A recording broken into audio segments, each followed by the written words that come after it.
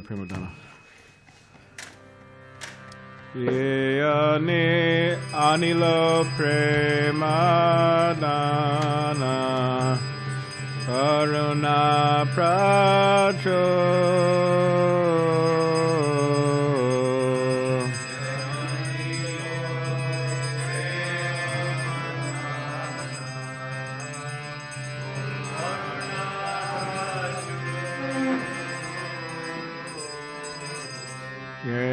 Nila Prema Dana Karuna Pracho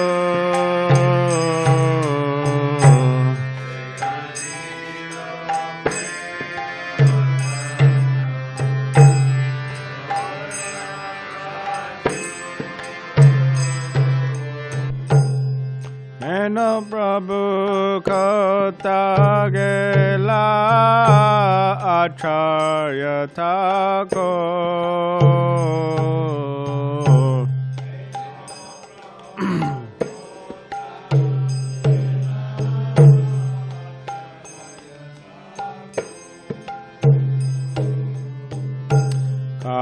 Kahamora Sarup Rupa Kaha Sanatan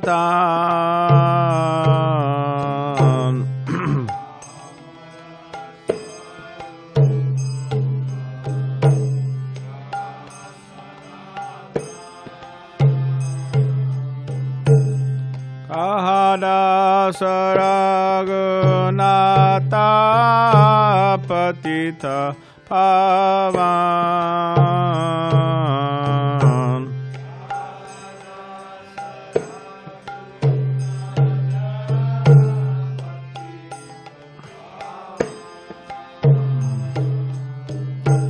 Kahamora Bata Yuga Kaha Kaviraj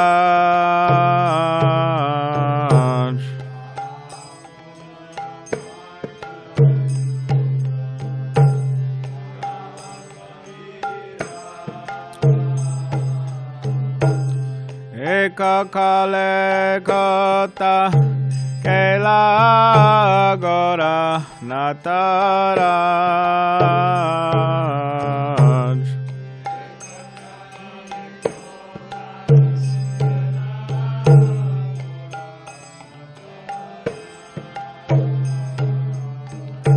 Ashane Katiba Mata Anale Pashiba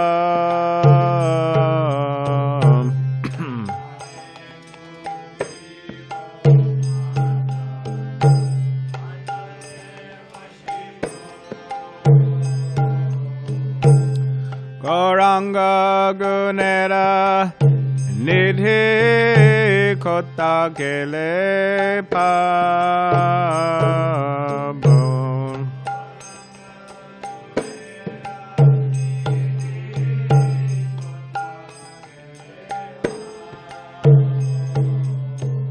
Se Saba Sangira Sange Ye Koilo Vilas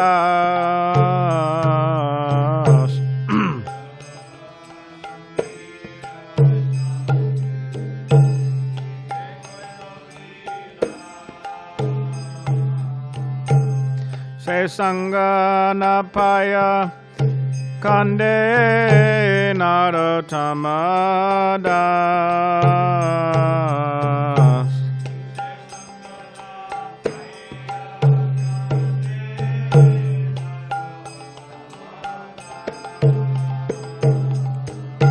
Jaya Nila Prema Dana Karuna Pracho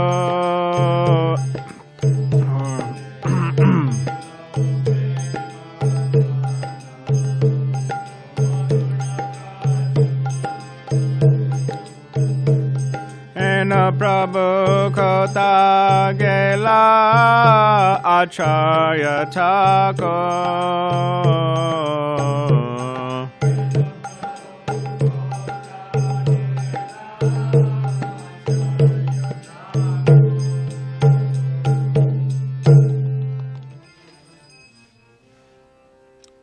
Jai Vishnupada Paramahamsa Parivrajakacharya Ashtotarashata Shri Srimad Divine Grace A.C. Bhaktivedanta Swami Prabhupada Ki Jai. Jai Vishnupada Paramahamsa Parivrajakacharya Ashtotarashata Shri Srimad Divine Grace Srila Bhakti Siddhanta Saraswati Thakur Prabhupada Ki Jai. Anantakoti Vaishnav Vrinda Ki Jai. Namacharya Srila Haridas Thakur Ki Jai. Prem Sikaho Shri Krishna Chaitanya Prabhu Nityananda Shri Advaita Gadadhar Shivasati Gaura Bhakti Vrinda Ki Jai. Shri Shri Radha Krishna Gopa Gopinath Shama Kund Radha Kund Giri Govardhan Ki Jai. Vrindavan Dham Ki Jai. Navadvip Dham Ki Jai. Ganga Yamuna Mai Ki Jai. Tulsi Maharani Ki Jai. Bhakti Devi Ki Jai. Samaveta Bhakti Vrinda Ki Jai. New Govardhan Dham Ki Jai. All glories to the assembled devotees. All glories to the assembled devotees. All glories to the assembled devotees. All glories to Shri Guru and Shri Gauranga.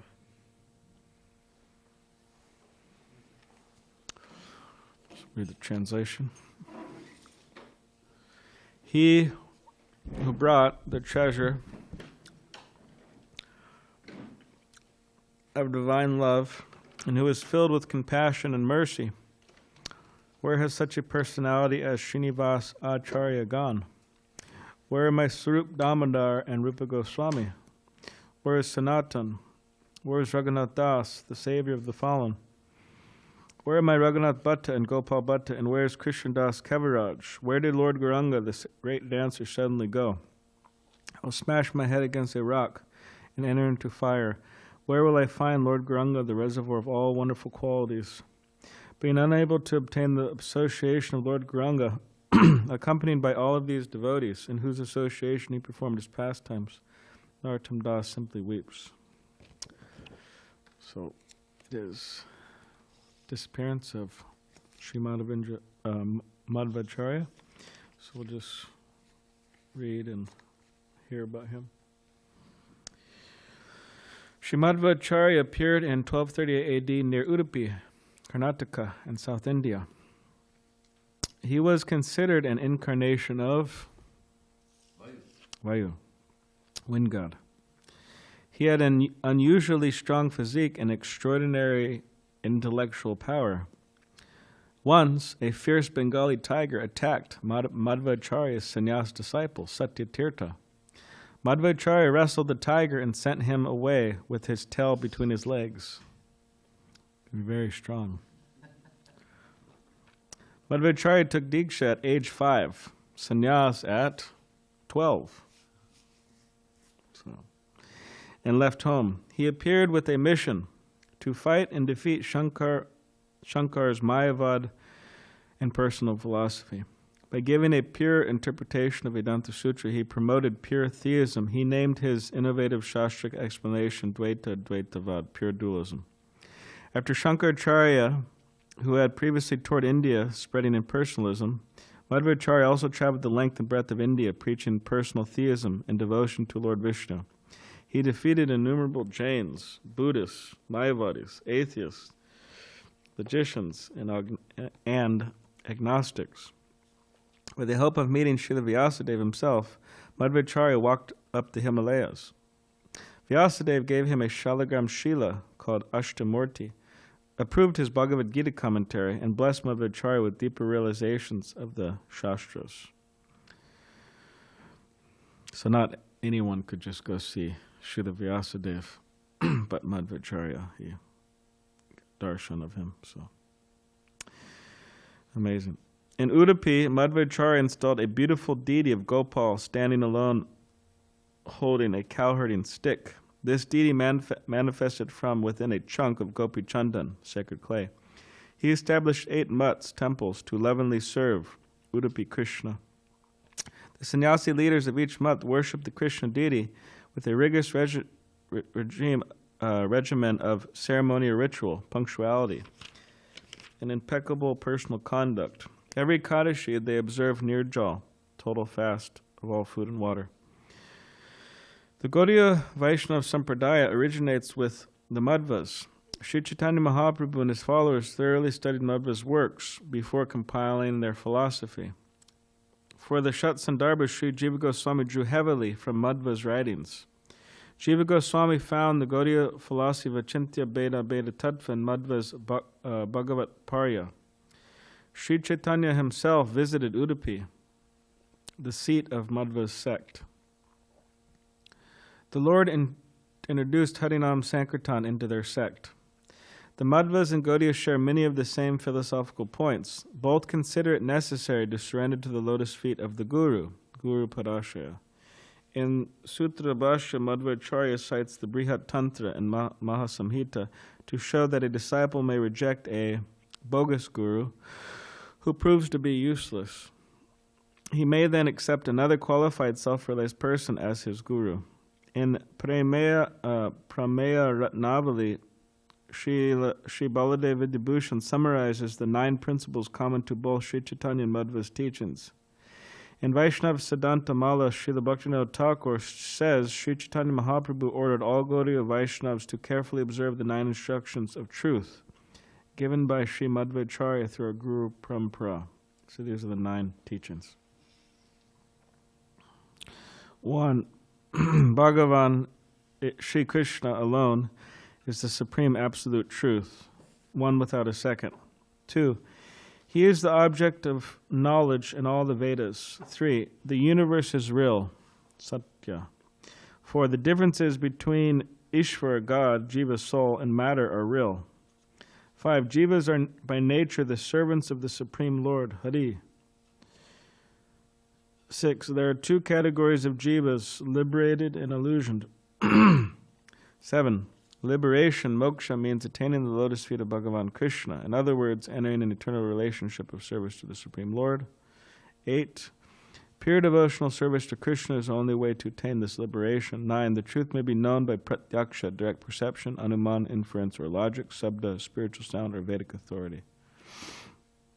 Srimadva Acharya serves as Madhavi, Gopi, and Radha Govinda's eternal Vrindavan pleasure pastimes.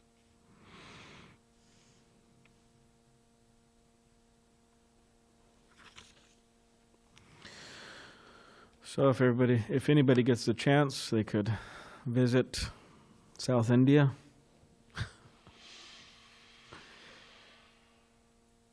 And see Udupi Krishna. You've seen him? Anybody else? Ramapati? Anybody else? You saw him on your phone? That doesn't count. No, I'm just joking. That counts. But it's good to go because it means take the trouble to go. Because that's a traditional way. Because you say, hey, I went to the holy places. I was sitting on my sofa, and I went to all the holy places. And that's better than not doing anything, but best to go. Just like we have this broadcasting here, and it's like, oh, well, do I want to go to the temple or do I want to sit home and watch it? Of course, it's good to sit home and watch, or whatever people, they multitask and clean the house, listen to Bhagavatam class. Although I think there's a difference between sitting in a Bhagavatam class and cleaning the house and listening to Bhagavatam class.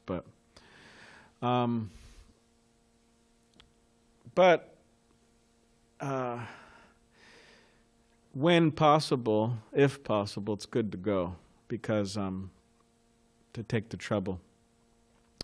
Because in-person hearing is there's a special nectar to it, and there's a special effect. There was one temple president in America, and he said it was a community. Means a community of devotees. Like here, we have a temple, and there's not many devotees living around. I think there's like 1, 2, 3, 4 devotees living around. Everybody else lives a distance because it's a little expensive around here.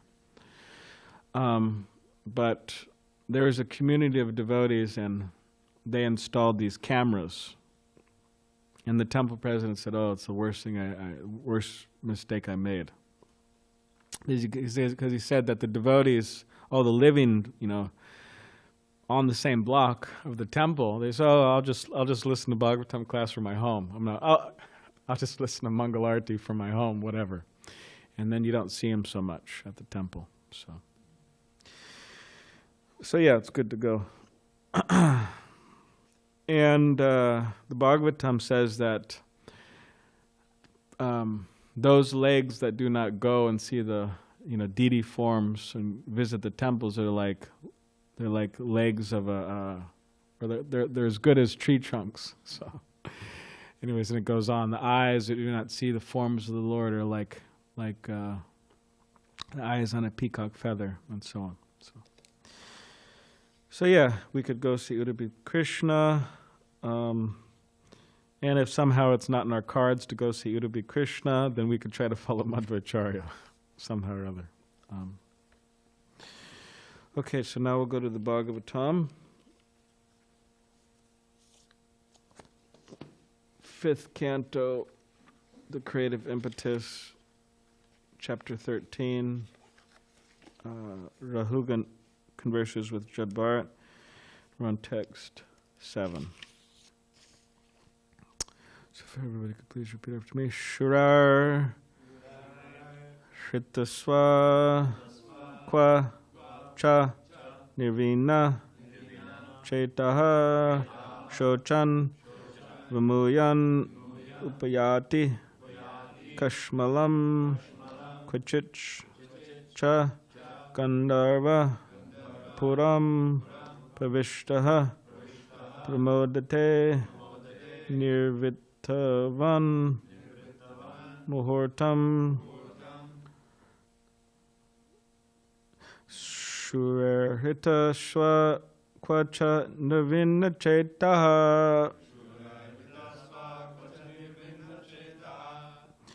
Shochan Vimuyan Upayati Kashmalam Kvachitcha Gandharva Puram Pravishta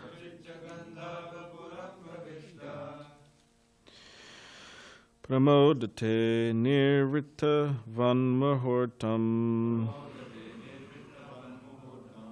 Shurahita Swa Kwacha Nirvina Cheta Shochan Vimuyan Upayati Kashmalam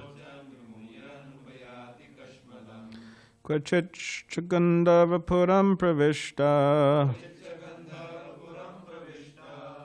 Pramodate Nirvitavam Muhurtam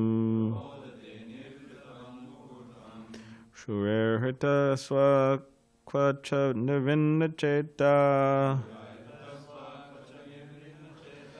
Shochan Vimuyan Upayati Kashmalam Kvachich Chagandharva Puram Pravishta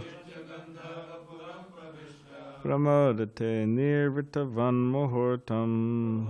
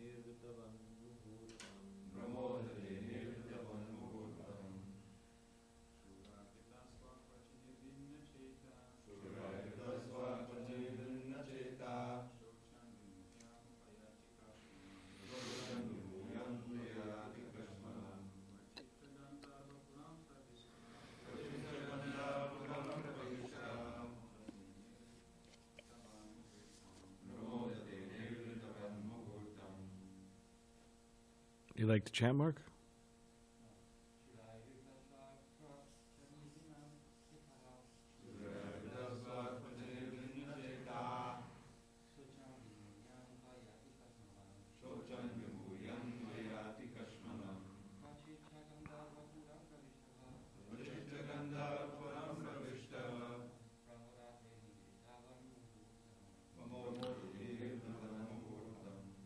Anyone from Zoom? Sure hata swaha kavacha nirvena cheta Shochan vimuyanno upayati kasmalam Kvachita gandharva puram pravishtaha Pramodate nirvitavan muhurtam Shurai, by very powerful enemies. Krita Swaha, all of whose possessions have been stolen. Kvacha, sometimes. Nirvina Chetaha, very morose and aggrieved at heart. Shochan, deeply lamenting. Vimuyan, becoming bewildered. Upayati, achieves. Kashmalam, unconsciousness. Kvachit, sometimes. Cha, also. Gandharvapuram, an imaginary city in the forest. Pravishtaha, having entered. Pramodate, he enjoys. Nivrittavat, exactly like a person who has achieved success. Muhurtam, for a moment only. Translation and commentary by His Divine Grace, A.C. Bhaktivedanta Swami Prabhupada. Sometimes being defeated or plundered by a superior, powerful agent, a living entity loses all his possessions. He then becomes very morose. In lamenting their loss, he sometimes becomes unconscious. Sometimes he imagines a great palatial city in which he desires to live happily with his family members and riches. He thinks himself fully satisfied if this is possible, but such so-called happiness continues only for a moment. Purport. The word Gandharvapuram is very significant in this verse. Sometimes in the forest, a very big castle appears, and this is called a castle in the air. Actually, this castle does not exist anywhere, but in one's imagination. This is called Gandharvapura. In the material forest, the conditioned soul sometimes contemplates great castles and skyscrapers, and he wastes his energy for such things, hoping to live in them very peacefully with his family forever. However, the laws of nature do not allow this. When he enters such castles, he temporarily thinks that he is very happy, and even though his happiness is impermanent. His happiness may last for a few years, but because the owner of the castle has to leave the castle at the time of death, everything is eventually lost. This is the way of worldly transactions. Such happiness is described by Vidyāpati as the happiness one derives upon seeing a drop of water in the desert. The desert is heated by scorching sunshine, and if we want to reduce the desert temperature, we need huge amounts of water, millions and millions of gallons. What effect will one drop have? Water certainly has value, but one drop of water cannot reduce the heat of the desert. In this material world, everyone is ambitious, but the heat is very scorching. What will an imaginary castle in the air do to help? Srila Vidyāpati has therefore sung, Tatala saikate vari bindu sama sutamita ramani samaje. The happiness of family life, friends, and society is compared to a drop of water in the scorching desert. The entire material world is busy trying to attain happiness, because happiness is the prerogative of the living being. Unfortunately, due to falling in contact with the material world, the living entity simply struggles for existence. Even if one becomes happy for a while, a very powerful enemy may plunder everything. There are many instances in which big businessmen suddenly become paupers in the street. Yet the nature of material existence is such that foolish people are attracted to these transactions and they forget the real business of self-realization.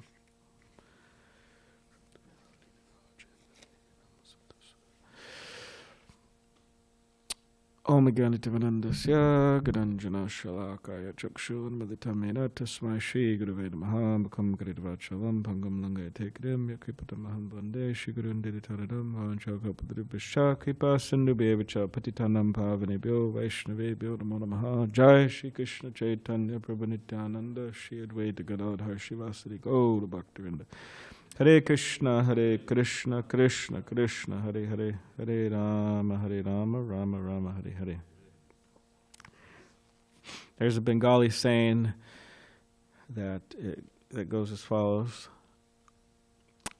I built a house for my happiness, but unfortunately it burned down. So that's the same. There's no happy ending to the saying. I built a house for my happiness, and it burned down. And Srila Prabhupada's mentioning here that people make so many arrangements for their happiness, but it doesn't work out. For the material happiness, and it doesn't work out. Just like we had one brahmachari here, and his parents lived up in the Bay Area, and in Northern California, and there was fires going on there. And they got warning that they need to leave their house. So they did that. They left their house. But their whole house burnt down, everything. Of course, they grabbed a few items, but they couldn't grab everything. A few important items. Or we have our one doctor here in the congregation, and there was fires happening here in San Diego, and his house, the fires were coming close to his house. And somehow or other he didn't get warning, and he was sleeping. And while he was sleeping, the fire was starting to engulf his house. And then all of a sudden Prabhupada's the alarm comes on. Srila Prabhupada chanting Hare Krishna, Krishna Krishna, Hare Hare, Hare Rama, Rama Rama. So he wakes up and he realizes that, all right, I better get out of here because the fire is going to destroy everything. And he made his way out. But yeah, these people, they didn't want that to happen. I mean, they didn't want their house to burn down. Who wants their house to burn down with all of their possessions? Nobody wants that. It's also a case of this devotee. He actually joined here in San Diego, and he grew up here. And his family moved out Midwest here in America, out in the country. And his father, he came down with cancer, so he's really suffering. And then, so this devotee's father and mother were living in their house, and then what happened is the mother was out gardening one day, and the father was in the house, in his house. So somehow or other, the house caught on fire. And the mother, nor could she save the husband, nor could the husband get out, somehow or other. It happened quickly. And the house burned down, and the father was in there. And he just, on that basis. So imagine how traumatic that is, that's just difficult, especially for the mother to deal with. Or the wife. So I asked this devotee, and he said, oh, actually, this was Krishna's mercy. So then I said, oh, well, can you explain how that is? How is this Krishna's mercy? He said, yeah. He said that my father was suffering with cancer, and he was really suffering a lot. So he said, Krishna, he took him in the form of the fire. And he said it was also the mercy of this fire, of the house burning down, is the mercy of Krishna, because the memories of the house and living in the house are gone, means for the mother, for his mother. So in other words, if you spend years and years and years and maybe even decades living, if living together as a couple, and if the husband's to die and then the mother's there left alone in the house, it's painful because you're just looking around and yes, we used to sit here every night and have dinner together, whatever. And it's just painful. But everything was burned, so there's no memory. Of course there's memory, but different. So he said in that way it was Krishna's mercy. So there's circumstances in this world, in our life, that we want certain things and we get the exact opposite.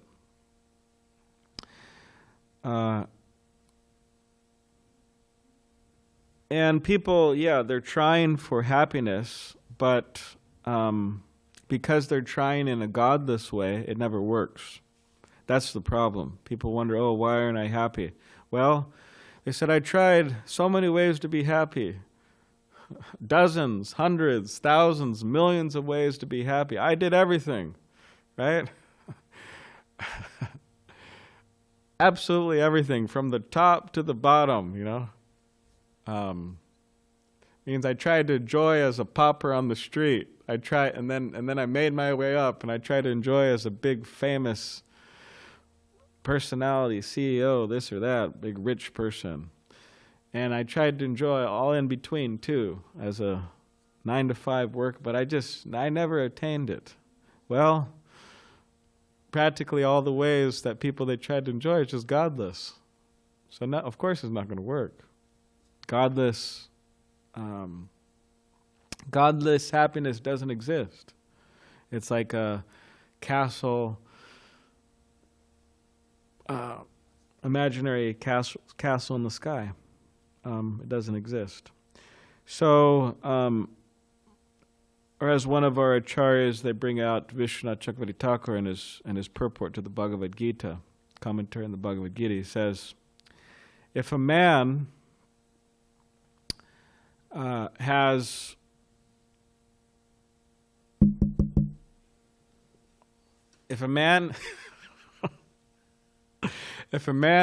all the wealth in the world, right? All the wealth in the world, all the food in the world, right? Because people think, okay, what's enjoyment? From a material point of view, they think, okay, wealth, yeah. So if you have all the wealth in the world, millions, billions, trillions, whatever, dollars, and all the food in the world, means anything you want, right? And depending on the taste, it could be very completely abominable or good, you know. It's terrible. People just really in ignorance, you know, eating like hogs, actually. Just terrible. Like there's this place right here in San Diego. It's called Crazy Burger. Craze Burger, I think it's called. And they have all types of just terrible, you know, ostrich burger, camel burger, alligator burger, whatever. They haven't got to the dog burger yet, or this. But, you know, Prabhupada said, oh, just wait. You know, these people, they think all the, you know, because they kind of want to go out further into the realms, you know, of gratification, right? Sense gratification by meat eating. Because first it's, you know, whatever, you know, low kind of the normal animals people eat, right? But, you know, they want to go a little further. And the fact that they remain open means people go.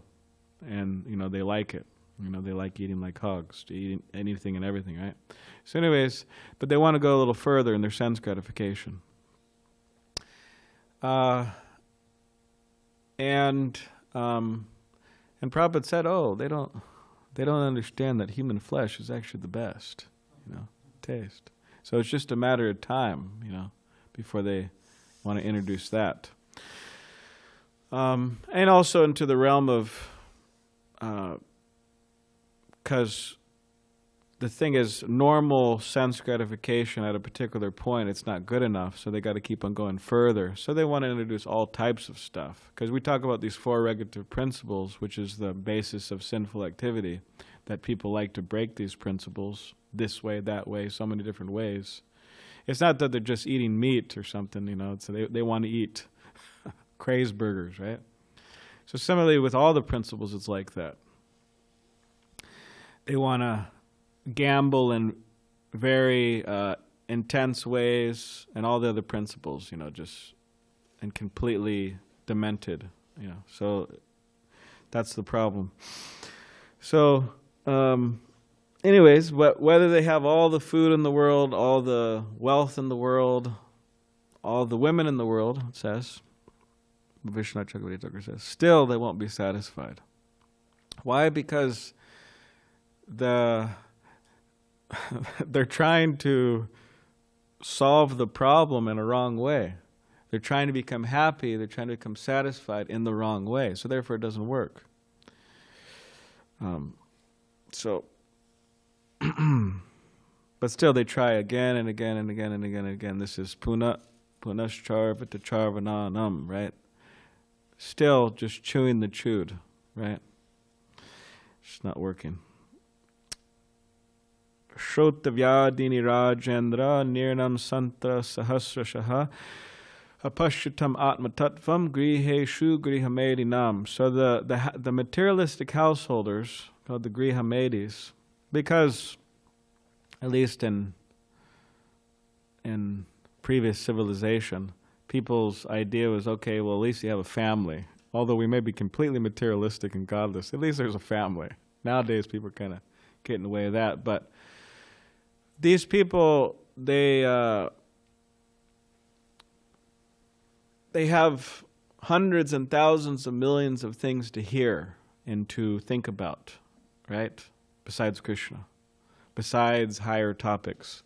Actually, this devotee in New Zealand, that they made a short video. It's actually quite amusing, but Devamrita Swami's crew over there. But the video for their Bhakti lounge or whatever it was, but the video was this devotee, she was of course being filmed because it was a video, but she was asking all these questions. Hey, what time is it? And then she'd open the refrigerator. Hey, what's in the refrigerator? And hey, go outside. Hey, what's the weather today? Hey, how much does this cost at a store? And she's on like all these questions. And then in the video they're making the point that that's what people are doing, asking so many questions all day long. Questions, right? But they're never asking important questions. So what's the goal of life? Who am I? It's amazing, actually. So people are hearing so many things, but all of it, like, what does it have to do with the purpose of life, the goal of life? Who am I? It's amazing, actually. And therefore, they see, but they don't see. Means the example Prabhupada gives is that they see that their father or their grandfather, their great grandfather, they died, but they think, oh, I won't die.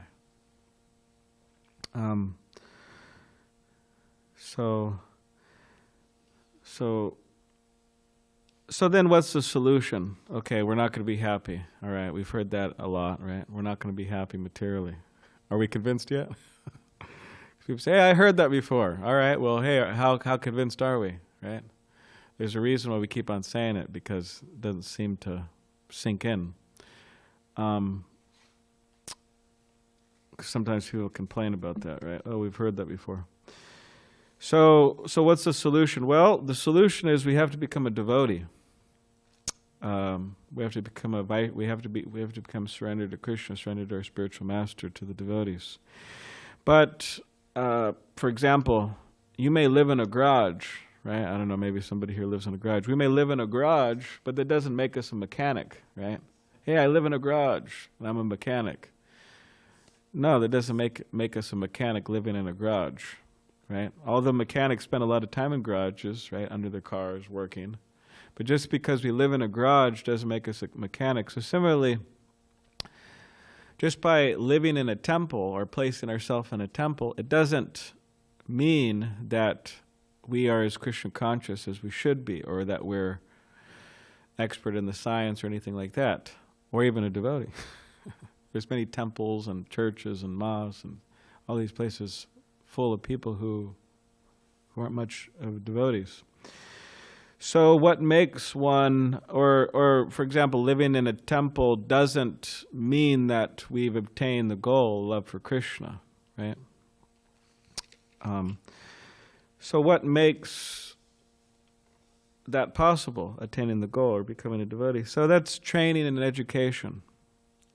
We have to be trained, we have to be educated. And aside from being trained and educated, we have to be willing to have a little adventuresome spirit.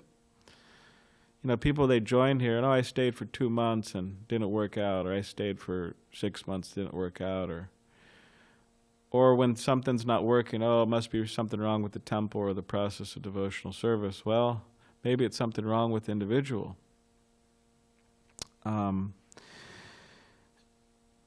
other words, adventuresome spirit, it's willing to, the person who has it is willing to try and over and over again to make it work.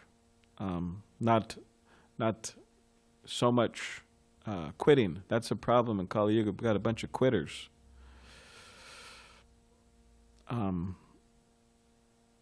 went on book distribution for 2 days and it didn't work.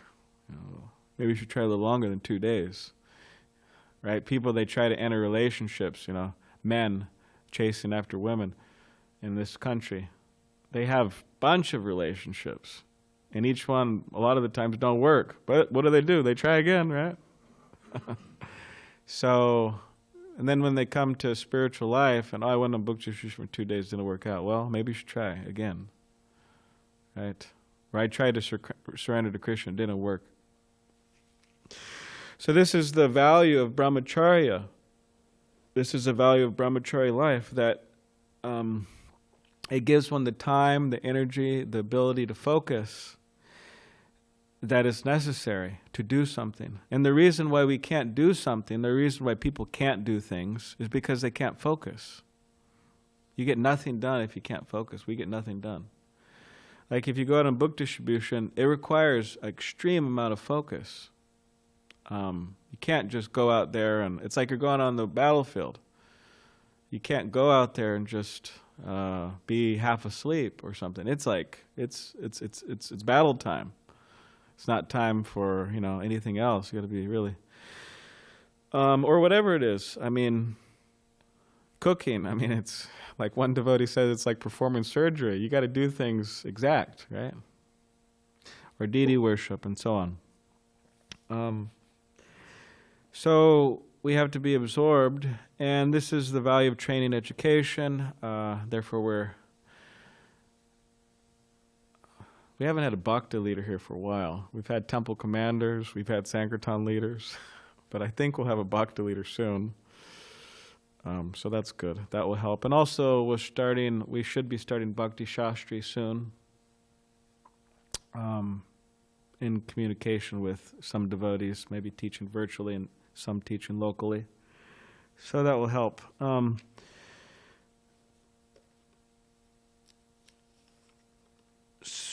right, so just the last few things that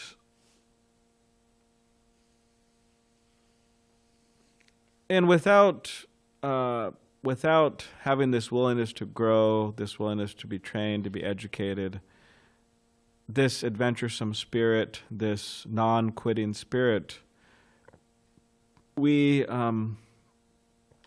our goals or our dreams to become Krishna conscious for love for Krishna, or to develop love for Krishna, that's exactly what it will remain. It will remain a dream. And then we start hallucinating about the material world and how great it is and all the happiness we could derive there. Like a camel, camel chews on the thorns and so tasty, right? So suffering like a camel and then being turned into a camel burger by material nature, so therefore, if we have the right attitude and the right mood, and we really try to, we have this adventuresome spirit, non-quitting spirit, we're willing to get trained, to get educated, then it will work. It will work with some patience. So lastly, that Srila Prabhupada quotes the poet Vidyāpati about the happiness being just like a drop of water in the desert. So if someone was to come and you're out there in the desert, walking in the desert, somehow you got deserted, somebody threw you out of the car, you're deserted there, and somebody comes in their fancy car, their Tesla fancy car, and hey, I got some water for you, and they get a nice bottle of water. And and you're on the verge of like dying. Oh, great, thank you so much. And then the guy just pours a little bit in the cap, the cap, very small, and he gives it to you. He hops in the car, and then he takes off. And you got this little cap of water, right? That's not going to satisfy. That's not going to satisfy us. We need a lot more than that. So the happiness derived from the godless happiness, it's exactly like that. It's just like a drop of water. And Maya said, oh, here, have a little cap of water, although you're on the verge of dying. And Srila Prabhupada mentions that Advanti, that sometimes we have a lot and then we lose it all, like the Advanti Brahman. The Advanti Brahman, he was a miser. He had everything, but he didn't want to give anything. He didn't want to give in charity. He didn't want to give to his family. Greedy. And then somehow or other, he lost everything. And then his family rejected him, and he was out wandering. And while he was out wandering, everybody was just offensive, just completely. They said they're urinating on the food he begged, and they were calling him foul names and just being mistreated. And eventually he had this realization that actually no one is the source of my unhappiness, nor God, nor the demigods, nor anything. But he said, actually, the problem is my own mind. He said, that's the cause of my unhappiness. And so, especially during japa, this is like us getting ready for the day, right? It's important to neglect the mind and to not believe everything the mind is saying is true, right? And just to focus on Krishna's name. So yeah, the Vanti Brahmin had this realization. And then his realization was that instead of taking shelter of all other things, which are darashaya, bad shelter, because we could take shelter of like so many things. I mean, people take shelter of so many things. In the mode of ignorance, in the mode of passion, in the mode of goodness. So many things we could take shelter of. But Avanti Brahman says, I'm not going to take shelter of any of this, because it's all darashaya, bad shelter. So let me take shelter of Krishna.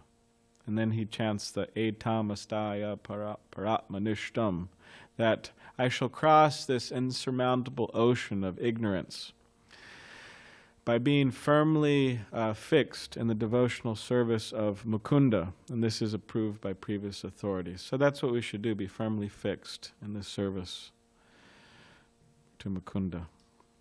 Okay, does anybody have any questions or comments? Why am I sitting like this? Because my knee. I'd like to make an appointment. Oh, yeah? Yeah.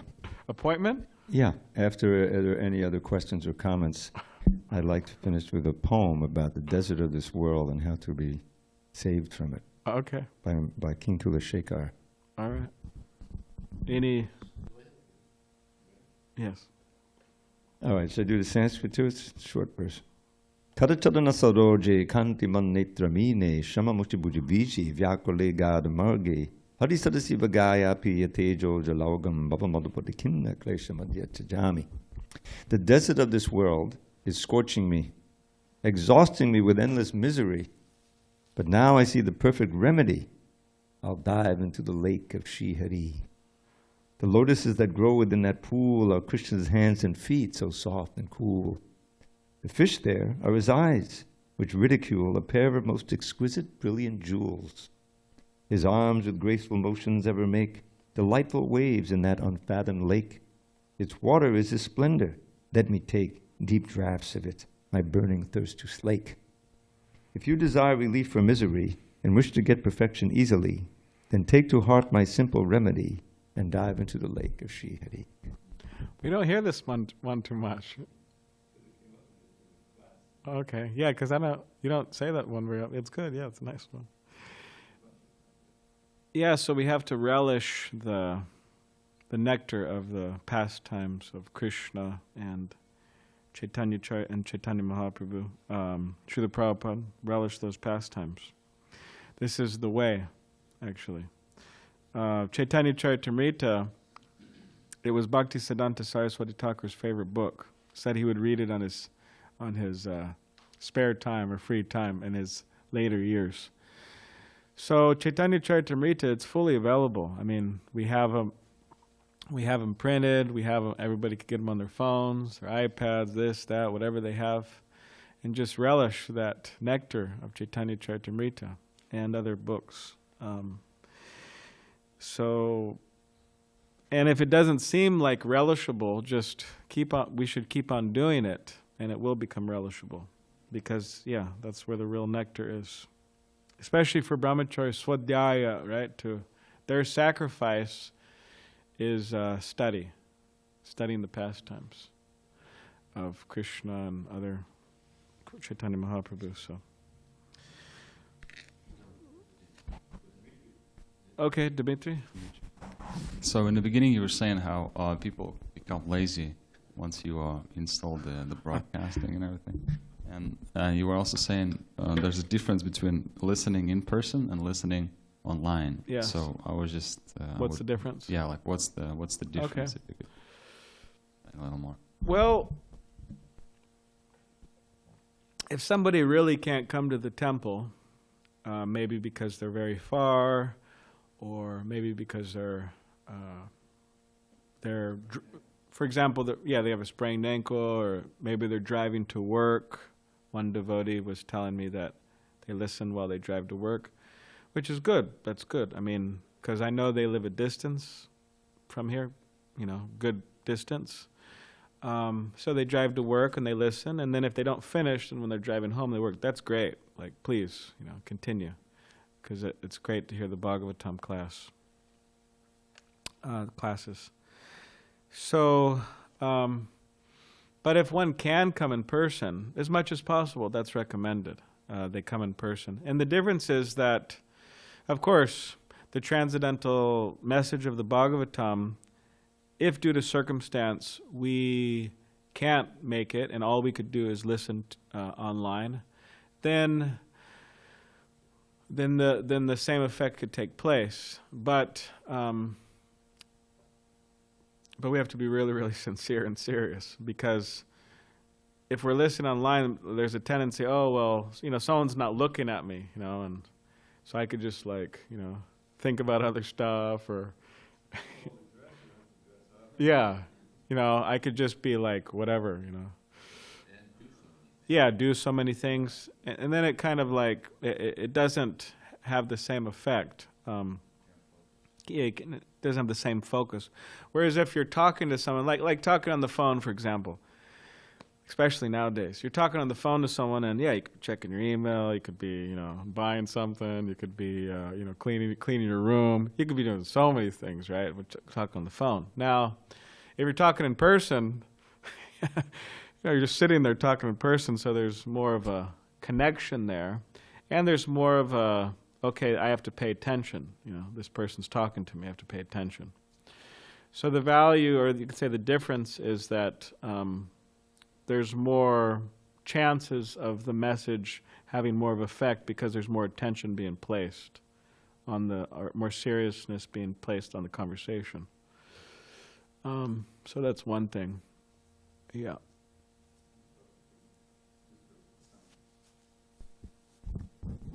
It definitely changes the speaker too. You know, Yeah. you got two people in the class, one Yeah. over there, one over here, and the rest are online. Yeah. So that's one dynamic.